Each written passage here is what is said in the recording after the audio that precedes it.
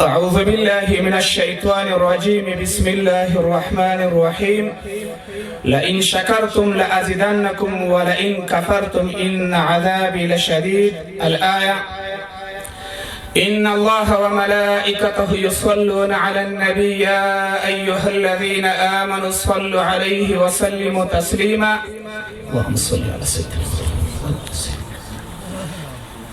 د ټولو علماء کرامو سپینګیرو مشرانو او د دې ساحې د حوزې مربوط ولس او ملت په اجازه ضرورت هم نشته چې خبرې وکړم او زما خبرې دومره ضرور هم نه دي نه دومره مؤثرې دي.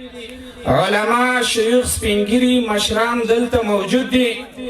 د هغوی په حضور کې ما ته خبرې کول یا د هغوی حضور کې زه را اوچتېږم یا خبرې کوم یا د هغوی په مجالسو کې ما ته جرأت کول بې ادبي ده.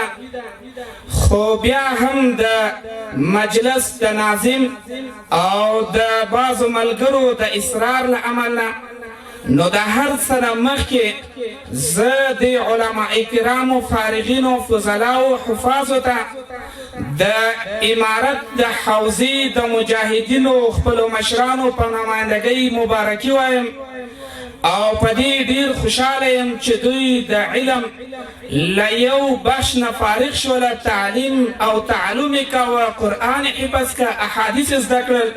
نو اول دوی ته بیا د دوی کورنیو ته د دې لوی عزت ته و عظمت مبارکي وایم او په دویم قدم کې د مدرسې اراکینو اساتذو شیوخو ته خصوصا شیخ صاحب احسان الله ته مبارکي وایم.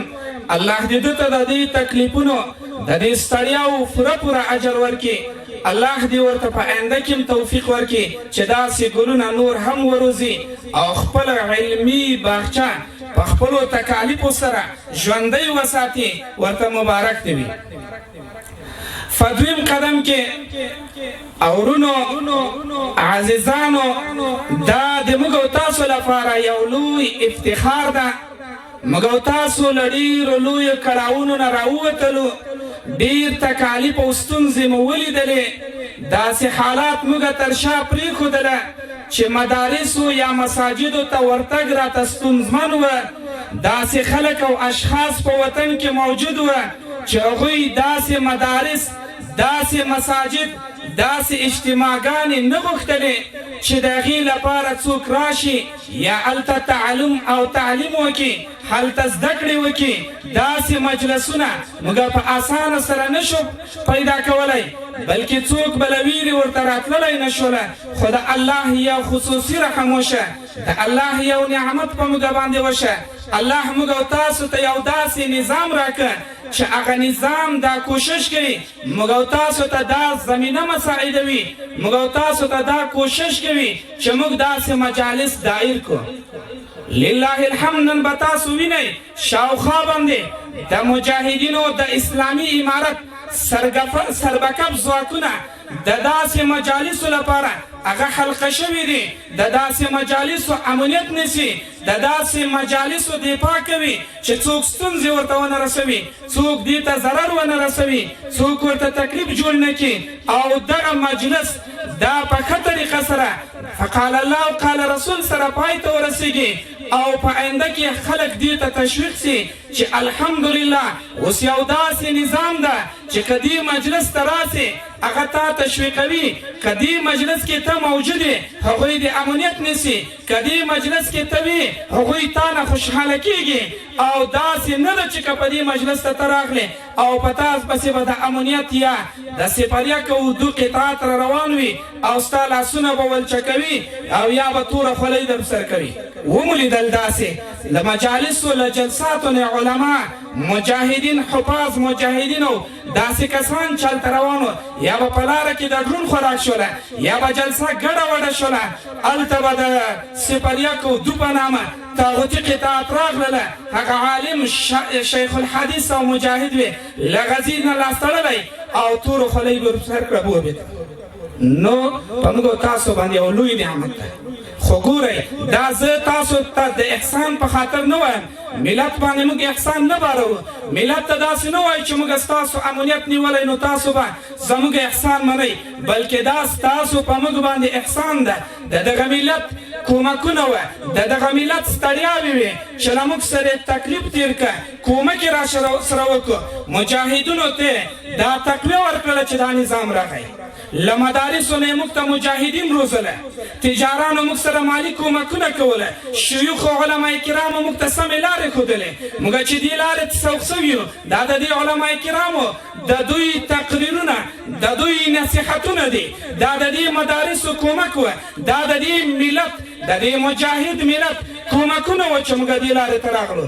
دا نظام چې ودرېده دا داسې نه و چې یو کس په غره کې ناست و بس هغه دا کار کاوه، نور څوک سره نه وه، بلکې دا ستاسو ستړیاوې وې، ستاسو کومکونه وه.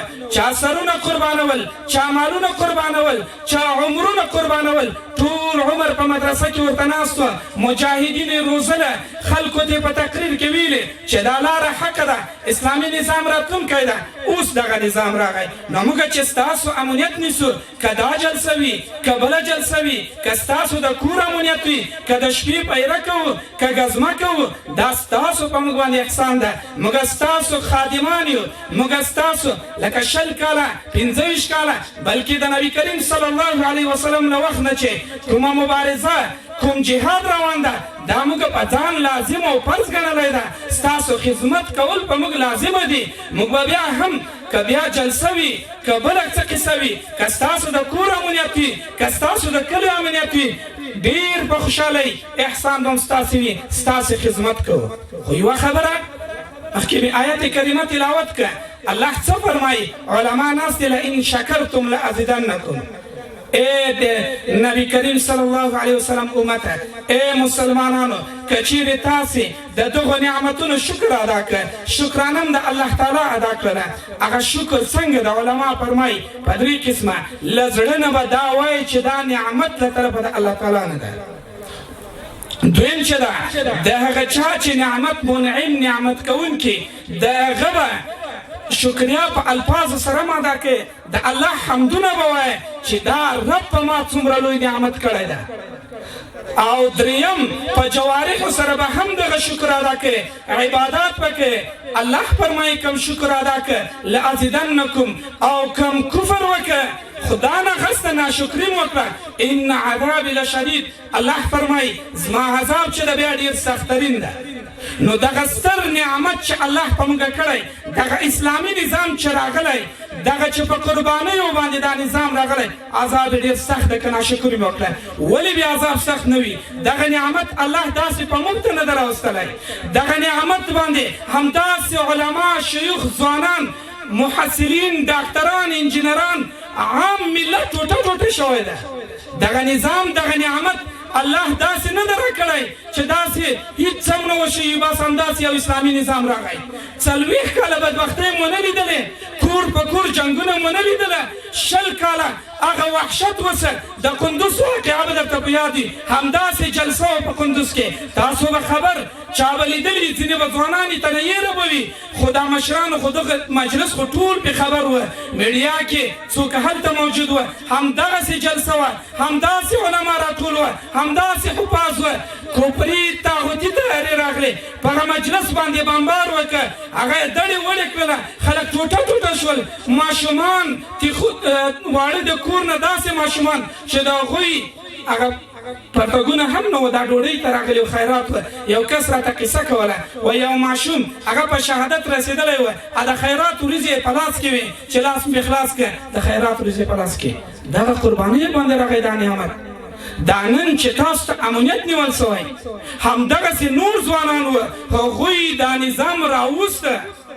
دا نن چې موږ تاسو په دې مجلس کې ناست یو، ډېر داسې ځوانان وو، د ډېرو خلکو همداسې زامن وو، هغوی ورته انتظار وه چې کال بل کال ته به زما زوی یا عالم کېږي یا به چې دغه حافظ د قرآن وي.